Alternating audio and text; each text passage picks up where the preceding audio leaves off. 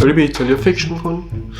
این ویدیو واسه شماست. چرا؟ چون که شرایط اپلای، بورسیه، هزینه ها، زمانبندی ها، بحث این که چه افرادی به ایتالیا مهاجرت نکنن و چند تا مورد دیگر رو همه رو تو این ویدیو بهت آموزش میدم. 100% بعد از دیدن این ویدیو یه لول اطلاعات رفته بالاتر و تو تصمیم گیری کار راحت تری خواهی داشت. تا آخر ویدیو حتما نگاه کن. اگه یک جای ویدیو احساس کردی که یکم داره اطلاعاتت میره بالاتر، ممنون میشم یه لایک هم. مورد اول، شرایط اپلای. قبل از اینکه این مورد شروع کنم بهتون بگم که موضوعای این ویدیو این زیر تقسیم بندی شده. از طریق کپشن میتونی اینا رو ببینی. هر قسمتی که خواستی وارد بشی. تو تایملاین هم تقسیم شده واسهتون که راحت تر باشه که بتونین یه قسمتی رو علاقه نداری بری قسمت بعدی. این است توی بحث شرایط اپلای. به طور کلی میخوام بهتون توضیح بدم که این موضوع بالاخره واسهتون راحت تر بشه فهمش.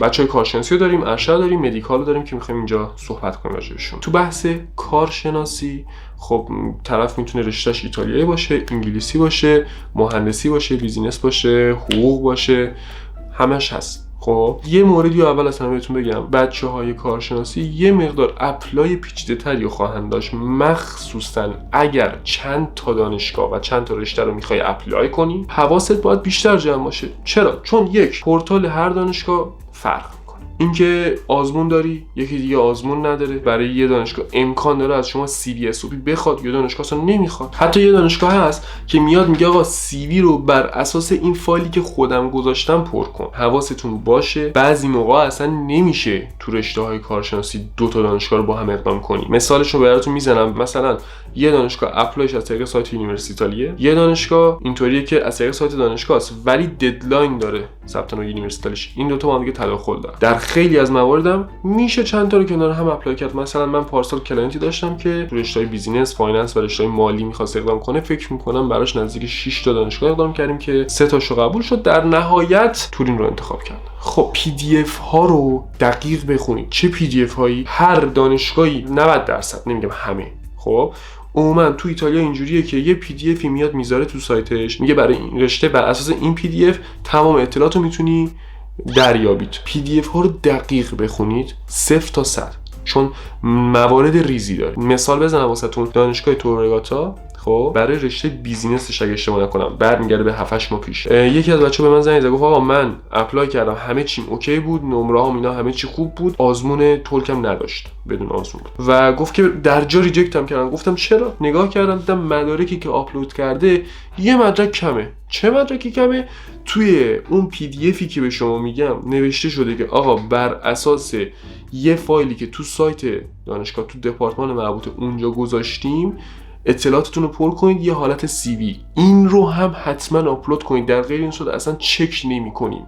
طرف معدلش 19 همه چی اوکی، اصلا دعوت به مصاحبه نشد، مصاحبه هم داشت. این یه مثال بود که خواستم بگم حواستون باشه. کسایی که میخوان برای مقطع کارشناسی اقدام کنن به چه مدارکی نیاز دارن؟ آقا شما دیپلم داشته باشی، ریزنمراتش باشه. اگه پیش دانشگاهی داری، نظام قدیمی پیش دانشگاهی هم باید باشه برای ریزنمراتش. یه پاسپورت و مدرک زبان. مدرک زبان بعضی دانشگاه شاید نخوان، بعضی دانشگاه‌ها که بیشتریا میخوان. برای سفارت به هر حال باید مدرک زبان ارائه بدی. سفارت ولی دیرتره.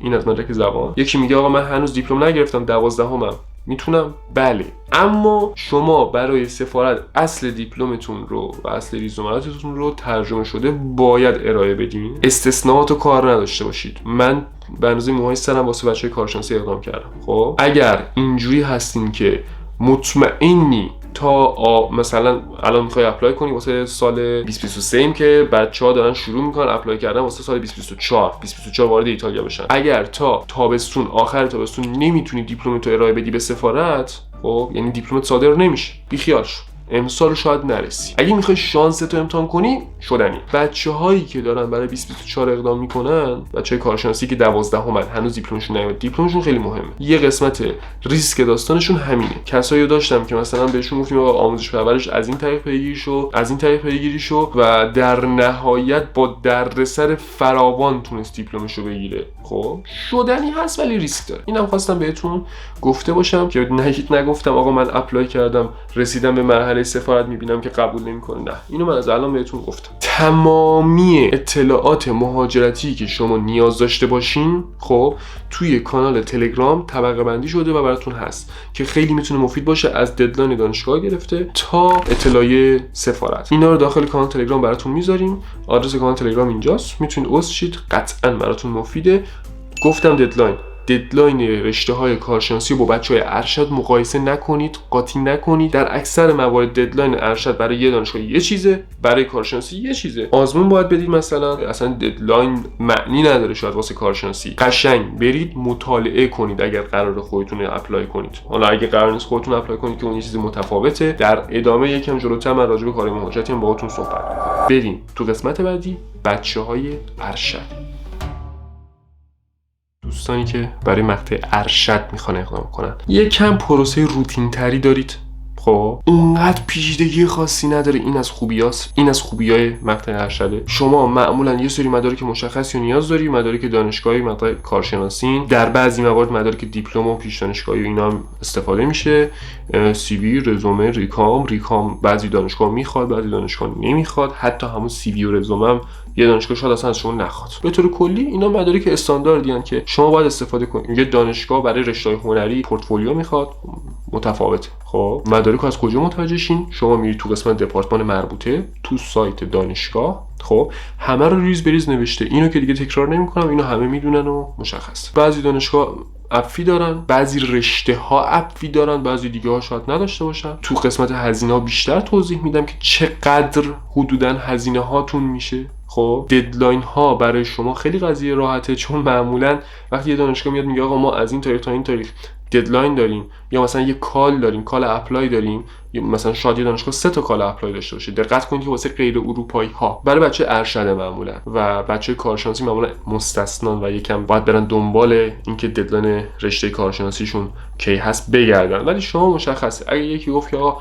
ددلاین دانشگاه سپینزا شروع شده، که الان که دارم این ویدیو رو میگیرم شروع شده، برای بچه ارشد شروع شده، در مواردی برای بچه کارشناسی هم شاید شروع شده باشه. اینا رو بچه کارشناسی باید خیلی چک کنن، ولی شما کارتون راحت تر. من توی وبسایتم یه قسمت مربوط به ددلاین دارم که روز به روز حالا آپدیتش میکنیم، سعی میکنیم که در سریع ترین زمان آپدیت بشه. میتونید ددلاین ها رو اونجا هم شما تشریف ببرید نگاه کنید و قطعا بهتون کمک میکنه. کانال تلگرام هم که ددلاین ها رو همیشه میذاریم و صفحه اینستاگرام اسمارت ایتالیا، بهترین اطلاعات و جامع ترین اطلاعات، دقیق ترین اطلاعات. در مورد بازه سنی هم بهتون بگم که شما خیلی دستتون آزادتره. من حتی برای بچهای کارشناسی معمولا میگم آقا بین 18 دیدم داره اپلای میکنه، حتی 17 دیدم سال 12 تا 23-4 به نظر من عالیه. خب بعد از اون یه مقدار گپ تحصیلی کم کم اثرش پررنگتر میشه تا 30-31-32 هم دیدم. همین امسال بیزینس تورین 31 سال ما پذیرش گرفتیم، ویزاش هم گرفت، الان تورین. خب شدنیه. پس بچهای ارشد نه، براشون راحت تره. حالا اوکی گپ تحصیلی میتونه مهم باشه، اگر میتونی گپتو پر کنی خوبه، اما تأثیر سن کمتره برای بچهای ارشد. من مثلا میگم آقا تا 35 سال اصلا اوکی، این چیزیه که نظر منه. بریم قسمت بعدی، بحث مدیکال. دسته های متفاوتی داریم، میتونه پزشکی باشه، دندون باشه، دارو باشه، پرستاری باشه و چند تا حالا رشته‌های پیراپزشکی هم داریم کمن. ولی خب آزموناش میتونن آیمت باشن، ایتالیاییش بحث تولکمت باشه، تولک اف باشه، بحث خود آزمون مثلا پرستاری رو داشته باشیم. میتونن حضوری باشن، توی ایتالیا باشه، ترکیه باشه، دبی باشه. آزمون میتونه آنلاین باشه. مثلا بچه پزشکی یا باید بیان ایتالیا امتحان آیمتشون رو بدن، یا باید توی ترکیه و دبی امتحان بدن. بچهای تولک اف تا الان آنلاین بوده، نمرات فوق العاده بالا بوده، اون حد قبولیات. پس تا اینجا فهمیدید که آزمون‌های متفاوتی داره، شرایط قبول شدن متفاوته. مثلا من خودم اگه کسی بیاد بگه آقا من بین دارو و پزشکی موندم، سطح درسیم خوبه، من میگم پزشکی رو اقدام کنه. جدای از این که به نظرم رشته بهتریه، بچهای پزشکی توی قبولی آزمون یک کوچولو کارشون حتی راحت تره. چرا؟ چون که انتخاب دارن. اگه سطحشون مثلا در حد نمره 45 آیمته میتونن دانشگاه متوسط، حتی متوسط یکم به پایین رو انتخاب کنن تو شهرهای متوسط‌تر که با اون نمره قبول شن. اما یکی هست میگه آقا من خیلی زرنگم، امتحان آزمایشی دادم میتونم نمره 60 بیارم. خب میلان میزنه پزشکی، میلان قبول میشه. ما امسال میلان با نمره 69 70 تقریبا، نمره 70 آیمت خیلی بالاستا. خب قبولی پزشکی میلان داشت. کسایی که خودشون از دوره‌های آموزشی ما استفاده کردن، اصلا دوره آموزشی اجباری وجود نداره. شاید خود شخص انقدر با برنامه درس میخونه که به بهترین نحو قبول بشه. بحث این که مثلا بر اساس چه نمره چه دانشگاهی انتخاب کنید واسه بچه پزشکی خیلی مهمه. بچهای داروسازی 2 تا دانشگاه دارن. اینکه یه دانشگاه یه جوره آزمونش حضوری بود پارسال، یه دانشگاه پارسال آنلاین هم امتحان میگرفت. شرایط ثبت نام، زمان ثبت نام فرق میکنه، رتبه بندی‌های دانشگاه فرق میکنه، باید خودتون چک کنید و اینا همه رو گفتم یه دید کلی بیاد تو ذهنتون. بچه‌هایی که میخوان واسه این رشته اقدام کنن سن 18 کافی میتونه باشه، حتی در مواردی سال 12 هم باشن میتونن به فکرش باشن. ولی اگه میخوای یه مقدار دردسرش برات کمتر بشه و دیگه راحت با خیال راحت بشین درس بخونی، مدرک زبانتو بگیری، این حرفا، اگه دیپلمتو داشته باشی کارت خیلی راحته، یا اینکه حداقل کنکور داری و فارغ التحصیل شدی. این بچه‌ها میتونن برای این رشته ها اقدام کنن. سن فوق‌العاده‌ایه. اگر درست خوبه و میخوای پشت کنکور واسطی تو ایران مثلا برای پزشکی و دو دلی که آیا ایتالیا رو اقدام کنی یا اون، واقعا به هیچ عنوان من پیشنهاد نمیدم که تو ایران پشت کنکور واسطی، چون اینجا قطعا از کنکور ایران شرایط راحت تری داره. وقتی قبولیش یکم راحت تره و شما هم درست خوبه، چرا پزشکی میلانو ول کنی پاشی بری تو ایران 6 سال درس بخونی که بعدش هم طرح داشته باشی، بعدش هم مدرکت آزاد بشه 1000 تا دردسر داری، بعدش بخوای مهاجرت کنی 2000 تا دردسر داری. بچهای پزشکی شرایطشون خیلی خاصه و باید خیلی تحقیق کنن. اینم از این تو بحث اپلای. پس من یه سری اطلاعات کلی رو بهتون دادم توی تمام دپارتمان ها. اطلاعات تخصصی تر قطعا تو ویدیوهای جداگونه براتون گذاشته میشه توی این کانال. اگر تا اینجای ویدیو راضی بودی لایک کن. بریم قسمت بعدی. خدمات مجموعه اسمارت ایتالی: 1. مشاوره. 2. کارهای مهاجرتی اگه می‌خواید 0 تا 100 بسپاری بر عهده ما. 3. حالا دوره‌های آموزشی که داریم برای بچه‌های کارشناسی، کسایی که آزمون ورودی دارن واسه رشته هاشون میتونن اونا رو ثبت نام کنن. و 4 و 5 و 6 و اینا رو میتونید تو صفحه اینستاگرام تو قسمت هایلایت خدمات همه رو ببینید. یادتون نره این تجربه که مجموعه ما جمع کرده، حالا بازم میگم همه اینا رو میتونید تو هایلایت های اینستاگرام، تو قسمت شما، تو قسمت ویزا و نامه پذیرش همه رو میتونید ببینید. حاصل تجربه فقط من نیست، یه تیمی جمع کردیم که این کارا رو انجام میده، تیم اسمارت ایتالی. خب من بحث بورسیه رو میخوام براتون شروع کنم. یه ویدیو کامل واسه بورسیه داریم، لینکش بالا، برید تو کانال نگاه کنید. بورسیه تو ایتالیا شانسش واسه ایرانیا بالای 80%. بعضی استانا مثل استان توسکانی، اینا رو من گفتم احتمالاً خیلی‌ها بدونن که بورسیه‌شون مشکل داره. بعضی شهرها جدیداً دارن بودجهشون کم میشه، یه تعداد مشخص خیلی کمی که این شهرها هم پیشنهاد نمیشه اصلا، و کسایی که بورسیه براشون باشه من میگم اینا رو اقدام نکنین براتون. مثلا بقیه جاها اوکیه بورسیه، ولی اینکه مدارک تو کامل آماده بشه واسه بورسیه یه منطقه چیز خیلی مهمیه. کسی رو میشناسم که رسیده تورین جزو شهرهایی که یه مقدار بورسیش داره سختگیرتر میشه و مدارک بیشتری میخواد. شخصی میشناسم همه مدارکش آماده کرده، ثبت نامش انجام داده، اومده اینجا، متاسفانه حواسش نبوده و یه برگه موجودی حسابی که مربوط به خودشه توی 30 ثانیه میتونسته از بانک بگیره، ترجمه هم نمیخواسته، یادش رفته، دیر مدارکش رسونده به اداره بورسیه، روز آخر مدارکش رو پست کرده، یعنی دیگه جا نداشته که اینو وقت نداشته واسه ادیت و مدرک جدید ارائه دادن. این شخص به خاطر یه برگه کل بورسیه 7500 تا یک سالش رو نگرفت. عدد بورسیه واسه یک سال 7500 یورو. شانس بالاست. من به شخص برای کلاینت هایی که تو 2 سال گذشته 3 سال گذشته داریم کاراشون انجام میدیم، کسی نبوده که بورسیش از دست بره. اینا رو می‌خواستم بهتون بگم. ویدیو کاملتر بورسیه اون بالا. فقط اینو بدونید بورسیه شرایط فوق‌العاده و یکی از نقاط قوت ایتالیاست. بورسیه‌های دیگه‌ای هم داریم. بعضی دانشگاه‌ها که ارائه میدن، بورسیه توپولیتو داریم، بورسیه اکشن داریم که البته برای امسال شک و شبهات زیاده که اصلا ارائه بشه یا نه. بریم جلوتر قسمت بعدی. یکی از قسمت‌هایی که قطعاً شما ذهنتون درگیرش میشه زمان بندیه، اینکه از چه زمانی بهتر شروع کنید کاراتونو، از چه زمانی باید دیگه خیلی جدی باشین و کسایی که از اول مهر به بعد کارشون شروع میکنن واقعا از اول مهر مثلا حدودش رو در نظر بگیر زمان خیلی خوبی داشتن. خب ما دانشگاهی داریم مثل پلی‌تکنیک میلان که اصلا شهریور کالش باز میشه، میتونن بچه‌ها اپلای کنن، حتی بچه‌ها میتونن تو تابستون کارشون شروع کنن. خیلی هستن که از اول تابستون پیام میدن واسه شروع کار مهاجرتی. خب از اون موقع هم شما میتونید کارتون رو شروع کنید. اما مهر ماه، آبان ماه هم زمان خوبیه. الان که مثلا دارم ویدیو رو ضبط میکنم فکر میکنم وسطای آذر باشیم که اپلای چندین تا دانشگاه شروع شده.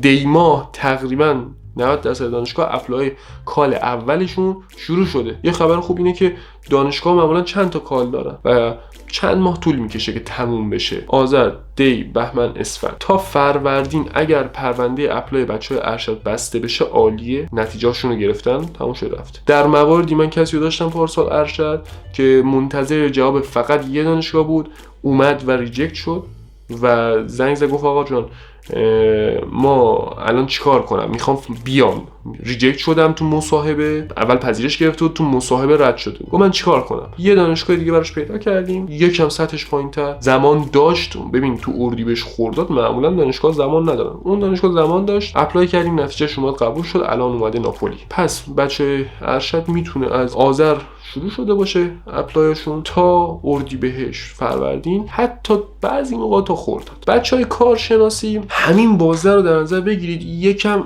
فشرده ترش کنید. این بچهای کارشناسی معمولا از بهمن اسفند کاراشون استارت میخوره، البته که قبلش باید برنامه‌ریزی ها انجام بشه ها، اما اصل اپلای نهایی که ما فرض کنیم همه چی آماده است، برای آزمون آماده است، اون شخص مدرک زبانش اوکی، اینا از بهمن اسفند دیگه کار اپلایش میتونه شروع بشه. یه فرق دیگه هم دارن بچه کارشناسی که بعضی دانشگاه همون اسفند فروردین مثلا ددلاین دارن، میگن آقا تا این موقع باید مدارک تو برسونی، آزمون تو داده باشی، مدرک زبان تو بدی و فلان این حرفا. یه دانشگاه هم داریم میگه آقا نه، شما میتونید تا شهریور آزمون بدی، میتونید مدرک زبان ندی اصلا. این برای بچه کارشناسی یه مقدار متفاوت. بچهای مدیکال اونا هم متفاوتن. اگه میگم در زمان این ویدیو نمیگنجه، خیلی این ویدیو داره طولانی میشه، اما بازم بخوام به صورت جمع و جور بهتون بگم، بچهای پزشکی معمولا بیشتر زمان دارن، دانشگاه خیلی سخت نمیگیرن، دانشگاه با دانشگاه فرق میکنه، استثنا داره. و بچهای پزشکی شاید پیش ثبت نام داشته باشن که تو همین ددلاینایی که گفتم باید حواسشون باشه. بعضی دانشگاه پیش ثبت نام ندارن و فقط ثبت نام آزمونشون دارن که ثبت نام آزمون امسال خیلی دیر بود،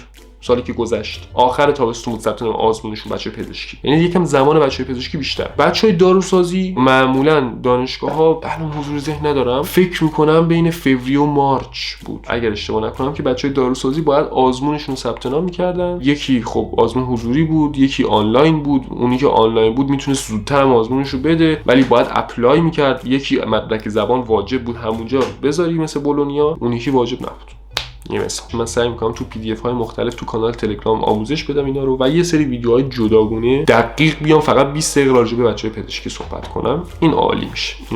دیگه شما مگه تا خرداد کارتون تموم شده باشه، از خرداد تا مهر تقریبا درگیر سفارتی، ویزاتون اومده، انشالله که زودتر ویزا بگیرید. شهریور مثلا اول شهریور پاشید بیاد ایتالیا، بهترین زمانه تو شهریور اومدن. مهرم اگه بیاد حالا اشکالی نداره، یه مقدار پیدا کردن خونه سخت میشه و این میشه یه بازه زمانی که شما باید بدونید. هر چه زودتر اپلای کنید، هر چه زودتر کارو شروع کنید، به نظرم میتونه بهتر باشه. در بحث هزینه ها بخوام یه سری اعداد بگم که هر سه دپارتمان کارشناسی، ارشد و مدیکال رو شامل بشه، کارهاتون تا وقتی که حالا بخوای مثلا بیای ایتالیا، تا وقتی که بخوای ویزا بشین، اینطوری بگم بین 15 تا 50 میلیون تومان به نرخ یوروی الان که مثلا 52,000 تومانه باید هزینه هاتون باشه. اگر جای پولی رو به باد بدی بیشتر میشه. مثلا طرف زنگ میزنه میگه آقا من پول دلال دادم، پولمو خورد، تقصیر خودته. پول ترجمه ها مثلا به دلایلی انقدر طول کشیده و دیر میخوای مدارک تو ترجمه کنی، تو اوج شلوغی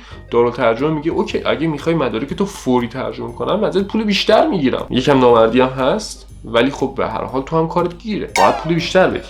توی این مبلغی که گفتم یه سری چیزا مثل اپفی ها، ثبت نام آزمون ها، بحث این که حالا شما میخوای بری سفارت ویزا بگیری یکم هزینه باید بدی و همینطور بحث ترجمه مدارک و ثبت نام نهایی دانشگاه، اینا رو لحاظ کردم که به این عدد رسیدم. اگر کسی هزینه‌ای مثل گرفتن مدرک زبان اینو خودتون اضافه کنین بحث هزینه‌های اضافی که یه شخص میتونه داشته باشه و این بیشتر بشه و استثناءات رو واردش نمیشم. اما یه ویدیو بهتون قول میدم که بسازم اگر علاقه دارید. بنویسید تو کامنت واسه من، اصلا هر ویدیو و هر موضوعی که میخواید بیشتر توضیح بدم و بنویسید برام. خب یه ویدیو براتون بسازم با مثلا 15-20 تا از بچه‌ای که الان اومدن ایتالیا صحبت کنم، بگم آقا شما چقدر خرجش شد. اگه در این وسط شما میخواید مثلا با تیم مهاجرتی هم کار کنی، خب اون هزینه‌ای که اون شخص یا اون تیم مهاجرتی داره میگیره اونم به این اضافه کنید. در کل ایتالیا واقعا جزو کم هزینه تریناست. ندیدم بین 100-150 میلیون تومان کسی بیشتر خرج کرده باشه و واقعا این عدد زیادی نیست. شما یه تمکن مالی هم باید برای حسابتون توی سفارت ارائه بدین که مثلا من میگم آقا بالای 300 میلیون تومان باشه. خب این تمکنی هم که بالای 300 تومانه، بعدش ویزاتون رو میگیرید میای ایتالیا، بچه‌ها میگم معمولا 4000 یورو به بالا بیارید با خودتون تو ایتالیا. واسه ماه‌های اول خرج میشه، یه مقدار خرجتون بالاتره، هنوز جا نیافتاده تو ایتالیا. کل هزینه ها تو همینا خلاصه میشه. حالا یکی از یه سری شرایط خاصی داره، هزینه ها شاید یکم بالاتر باشه، اون دیگه باید خیلی دقیق تر صحبت بشه که شرایط شخص بررسی بشه. اینم توی قسمت هزینه ها. و در قسمت آخر میخوام بهتون بگم چه افرادی بهتر مهاجرت نکنن به ایتالیا یا جای بهتری براشون وجود داره. یک، خیلی سرمایه زیادی داری و یه سری راههای مهاجرت به کشورهای بهتر و مقصد نهایی تر بازه و خیلی هم واسه شما فرق نداره که پاشی بیا ایتالیا. مثلا طرف میگه آقا من به هر حال میخوام برم کانادا، بودجهشو داری، الان پاشی بری ویزای کانادا رو بگیری، پذیرش هم میدونی که میتونی بگیری، خب پاشو برو کانادا. اینکه بیا ایتالیا بگی بعدش میخوام مهاجرت کنم کانادا، نه اینکه نشه، راه خوبیه. خب اما اگر از همین اول یکم بیشتر خرج کنی پاشی بری کانادا، کارت راحت تره. شما خودت بهتر از من میدونی چون داری واسه مهاجرت تحقیق میکنی. اینا رو بسنج و در آخر اگر انتخاب خاص دیگه روی میز نداری، بدون که ایتالیا شرایط فوق‌العاده‌ای داره. اولین و مهمترین دلیلش هم بحث بورسیشه، دومین دلیل بحث اعتبار دانشگاهشه، سومین دلیلم کشور خوبیه واقعا. حالا اینکه یکی بعد از 4 سال تو ایتالیا بودن میگه آقا من شرایط کار اینجا بد نیست ولی جای دیگه بهتره میخوام برم جای دیگه، اون ربطی به شمایی که الان داری ویدیو نگاه میکنی به نظر من نداره. ولی اون رو هم من ساپورت میکنم و با بچه‌هایی که اینجا دارن کار میکنن هم مصاحبه میکنم که یاد بگیری، ببینی شرایط چیه، ببینی نظر بچه‌ها چیه، بدون هیچ گونه سانسوری قشنگ 0 تا 100 نظرشون رو منتقل میکنیم به شما. این از این تا اینجای ویدیو. اگر دوست داشتین لطفا نظرتون رو به من بگین، تو کامنت ها بنویسید چه ویدیوهایی براتون تولید کنم، خیلی میتونه کمک کنه. و مرسی که تا اینجا بودید. به دوستاتون حتما این ویدیوها رو پیشنهاد بدین. مرسی که تا اینجا بودید. فعلا بدرود تا ویدیو بعدی.